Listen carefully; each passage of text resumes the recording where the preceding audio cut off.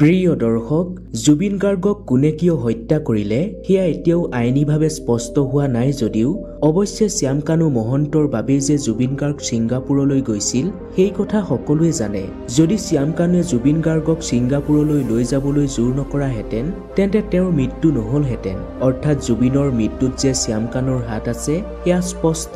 সেয়েহে আজি শ্যাম কানুৰ স্থান কাৰাগাৰত। জুবিন গাৰ্গক এক লক্ষ্যযুক্ত যন্ত্ৰৰ দৰে ব্যৱহাৰ কৰাটো এটা চতুৰালি কাম আছিল। শ্যাম কানুৱে জুবিন গাৰ্গক নিজৰ সম্পত্তিৰ দৰে গণ্য কৰিছিল। এই কথা বছৰ বছৰ ধৰি মানুহৰ মাজত চলি আহিছে। জুবিন গাৰ্গৰ নাম লৈ শ্যাম কানুৱে বিভিন্ন ফেষ্টিভেল পাতি লাখ লাখ টকাৰ গৰাকী হৈ পৰিছিল। লোকৰ টকাৰে বিলাসী জীৱন যাপন কৰা শ্যাম কানু মহন্ত এতিয়া বাক্সা কাৰাগাৰত বন্দী হৈ আছে। আজি আমি আপোনাক জুবিন গাৰ্গৰ জন্মদিনৰ দিনা বাক্সা জেলত গভীৰ নিশা এটা আচৰিত ঘটনাৰ কথা কম। এই ঘটনাই বাক্সা জেলৰ চাৰিবেৰৰ ৰহস্য খুলি পেলাইছিল। প্ৰিয় দৰ্শক, মূল ঘটনাটো বৰ্ণনা কৰাৰ পূৰ্বে আপোনালৈ আমাৰ এটি বিনম্ৰ অনুৰোধ। আপুনি যদি সঁচাকৈ জুবিন গাৰ্গে উচিত ন্যায় পোৱাটো কামনা কৰে, জুবিন দাক আমাৰ মাজৰ পৰা কাহিনীয়া নৰপিশাচবোৰে মৃত্যুদণ্ড শাস্তি পাওক বুলি যদি আপুনি বিচাৰে তেন্তে কমেণ্টত জাষ্টিছ ফৰ জুবিন গাৰ্গ বুলি লিখি ভিডিঅ'টো অন্তত এজনক হলেও শ্বেয়াৰ কৰক। জুবিন গাৰ্গ এই নামটোৱে হৃদয়ত এক সুকীয়া স্থান লাভ কৰিছিল। তেওঁ কেৱল এজন শিল্পী নাছিল, তেওঁ আছিল এক আবেগ। কিন্তু সেই আবেগ, সেই বিশ্বাসৰ মাজতে আহিল এক কৰুণ পৰিণতি। এই পৰিণতিৰ বাবে জগৰীয়া কৰা অন্যতম এজন আছিল শ্যাম কানু মহন্ত। ছিংগাপুৰত অনুষ্ঠিত নৰ্থ ইষ্ট ফেষ্টিভেল এক সাংস্কৃতিক অনুষ্ঠান। কিন্তু সেয়া যে জুবিন গাৰ্গৰ জীৱনৰ অন্তিম যাত্ৰা।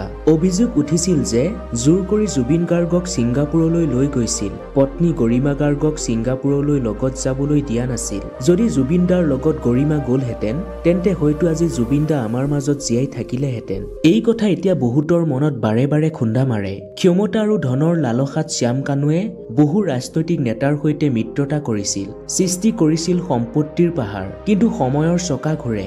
যিজন শ্যাম কানুৱে বিলাসী জীৱন কটাইছিল আৰু সুন্দৰীৰ সৈতে সময় পাৰ কৰিছিল, যি শ্যাম কানুৱে দামী ৰেষ্টুৰেণ্টৰ সোৱাদ লৈছিল, বাৰ পাৰ্টিত গৈ বিলাসিতাত মগ্ন হৈ আছিল, আজি শ্যাম কানুৰ হাতত আছে হেণ্ডকাপ আৰু এখন ফটা কম্বল।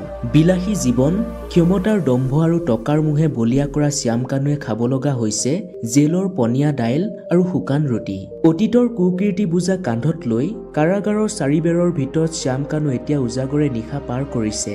শ্যাম কানুৰ দৰে তথাকথিত সম্ভ্ৰান্তৰ বাবে কেৱল শাৰীৰিক কষ্টই নহয়, জীৱনলৈ অহা এক ভয়ংকৰ পৰিৱৰ্তনে শ্যাম কানুক এতিয়া অৱসন্ন কৰি তুলিছে। প্ৰতিদিনে শ্যাম কানুৱে নিজৰ ভুলৰ বাবে কষ্ট ভুগিছে। আৰু এনে যন্ত্ৰণাৰ সময়তে বাক্সা কাৰাগাৰৰ ভিতৰত নিশা ঘটিল এক আচৰিত আৰু অবিশ্বাস্য ঘটনা, যে ঘটনাই শ্যাম কানুৰ ৰুক্ষ জীৱনত এক নতুন অধ্যায় সূচনা কৰিলে। শুকান ৰুটি টানি টানি কান্দি কান্দি নিজৰ অতীতৰ কথা ভাবি শ্যাম কানুৱে সময় পাৰ কৰিছিল। প্ৰতিটো সময়তে মনত ভাহি উঠিছিল ছিংগাপুৰৰ সেই নিশাৰ ছবি। তাৰ চকুত প্ৰতি ছেকেণ্ডত ভাহি উঠিছিল জুবিন দাৰ মুখ। জেলৰ পৰা দিয়া পাতল কম্বলখন গাত মেৰিয়াই বন্ধ কোঠাটোৰ মজিয়াত বহি থাকোতে এটা সময়ত তাৰ চিলমিল টোপনি গৈছিল। কিন্তু টোপনি আছিল বিবেকে কামোৰা, অৰ্থাৎ অন্ধকাৰ কাৰাগাৰৰ চাৰিবেৰৰ মাজত এটা চিনাকি মাত ভাহি উঠিছিল। এই মাত শুনি শ্যাম কানুৰ গাৰ নোম শিহৰি উঠিছিল। শ্যাম কানুৱে অন্ধকাৰ কোঠাত মৃদু পোহৰ দেখা পালে। সেই পোহৰ লাহে লাহে বাঢ়িব ধৰিলে আৰু পোহৰৰ মাজৰ পৰা ভাহি আহিল এখন মুখ, এখন চিনাকি মুখ। সেয়া আছিল জুবিন দাৰ পবিত্ৰ আত্মা। শ্যাম কানুৱে সপোন দেখিছেনে সঁচাকৈ একো ধৰিব পৰা নাছিল। চকু দুটা মোহাৰি ভালদৰে আকৌ চাব ধৰিলে। কপা কপা মাতেৰে শ্যাম কানুৱে কলে, কোন? জুবিন। নাই, সপোন দেখিছো। এইদৰে কৈ নিজকে সান্তনা দিবলৈ চেষ্টা কৰিছিল। কিন্তু তাৰ সৰ্বশৰীৰত ভয়ংকৰ কম্পন আৰম্ভ হৈছিল। আৰু তাৰ পিছত জুবিন দাৰ আত্মাই মাত দিলে, সপোন নহয় শ্যাম কানু, এয়া বাস্তৱ। তই মোৰ আত্মাৰ আগত বহি আছ। তহঁতৰ কুকীৰ্তিৰ বাবে আজি মোৰ এই অৱস্থা হ'ল। তেতিয়া শ্যাম কানুৱে থুকাথুকি মাতেৰে কবলৈ ধৰিলে, জুবিন, মই তোমাক কি কৰিলো? মোৰ কোনো ভুল নাছিল। যদি মোৰ কিবা ভুল হৈছিল বুলি ভাবিছা তেন্তে মোক ক্ষমা কৰি দিয়া, মই একো নাজানো। তেতিয়া প্ৰসন্ন জুবিন দাৰ আত্মাই কলে, শ্যাম কানু, তই সকলো জান, নজনাৰ ভাও ধৰি লাভ নাই। এতিয়া ক্ষমা খুজি কি পাবি? মই সকলো দেখিছো।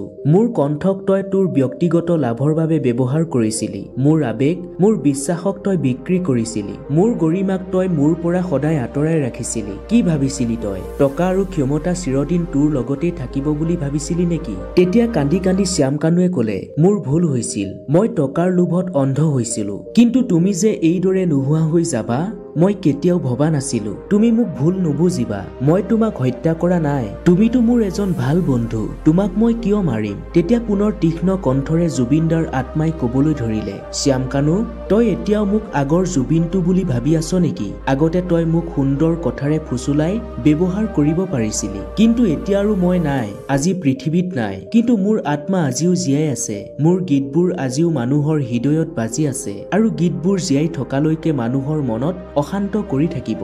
তই শাস্তি পাব লাগিব, তই শাস্তি পালে মোৰ আত্মাই শান্তি পাব। জুবিনদাৰ আত্মাৰ কঠোৰ বাক্য শুনি শ্যামকানুৱে কঁপি কঁপি কলে, শাস্তি?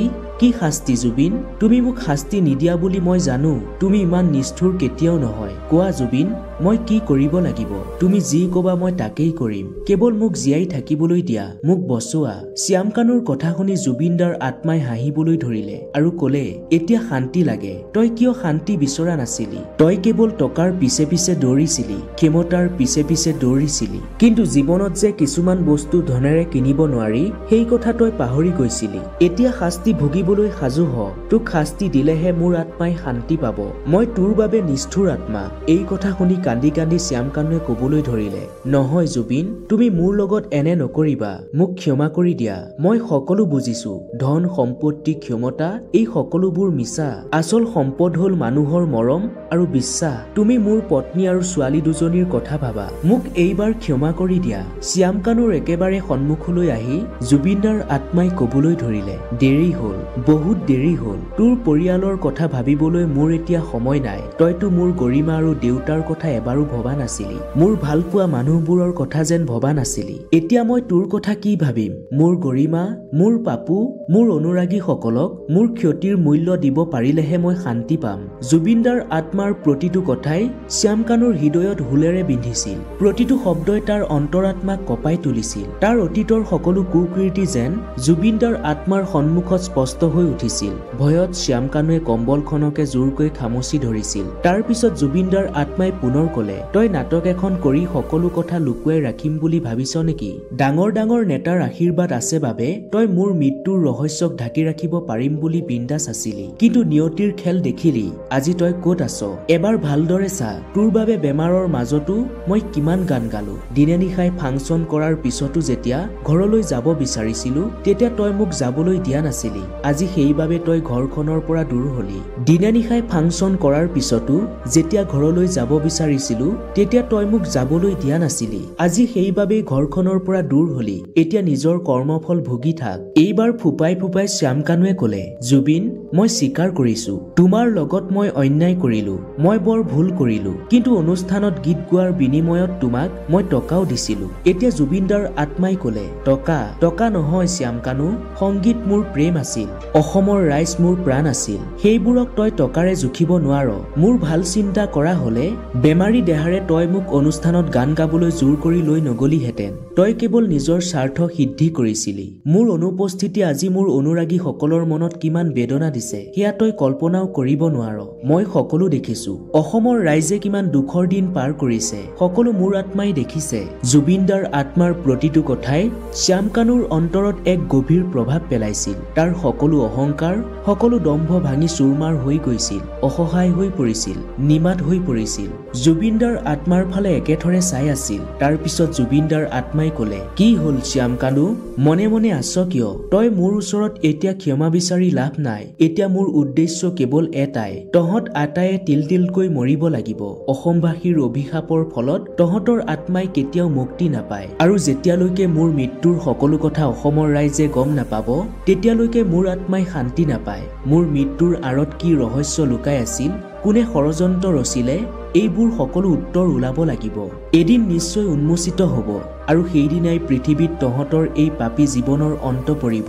মোৰ গীত সদায় জীয়াই থাকিব, মোৰ স্মৃতি জীয়াই থাকিব, কিন্তু তহঁতৰ নাম কেৱল পাপৰ সাগৰত ডুব যাব। মই যাওঁ, আজিৰ পৰা মই তোৰ ওচৰলৈ নাহো।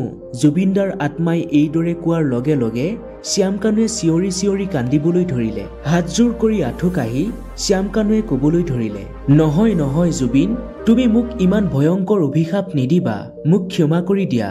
তুমি মোক আজি কোৱা, মই কি কৰিম? মই আগৰ দৰে জীয়াই থাকিব বিচাৰো। শ্যাম কানুৰ আৰ্তনাদ দেখি জুবিন দাই হাঁহি এটা মাৰি লাহে লাহে অন্তৰ্ধান হৈ পৰিল। ইফালে শ্যাম কানুৰ এই চিঞৰে গোটেই জেলখনৰ নিস্তব্ধতা ভংগ কৰিছিল।